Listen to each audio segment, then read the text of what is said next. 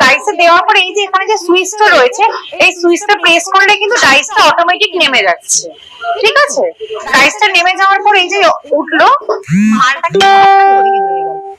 এরকম প্লেট কিন্তু আপনার তৈরি হয়ে গেল, কিছুই না, বুঝতেই পারছেন, একটা সুইচ প্রেস করবেন শুধু, প্রপার কিন্তু আপনার এরকম প্লেট আপনি করতে পারবেন। মানে ডাইসে আপনি কাটিং মালগুলো দেবেন, মানে র মেটেরিয়াল যেটা থাকছে কাটিং গুলো দেবেন, এরকম কিন্তু প্রপার আপনি প্লেট পেয়ে যাবেন। কিন্তু ঘরে বুঝতেই পাচ্ছেন যে কোনো কেউই এই কাজটা করতে পারে, জাস্ট একটা সুইচ প্রেস করলেই কিন্তু আপনার প্রপার আপনার এরকম প্লেট তৈরি হয়ে যাবে। ম্যাডাম এটার মাধ্যমে আর কি কি তৈরি করা যাবে?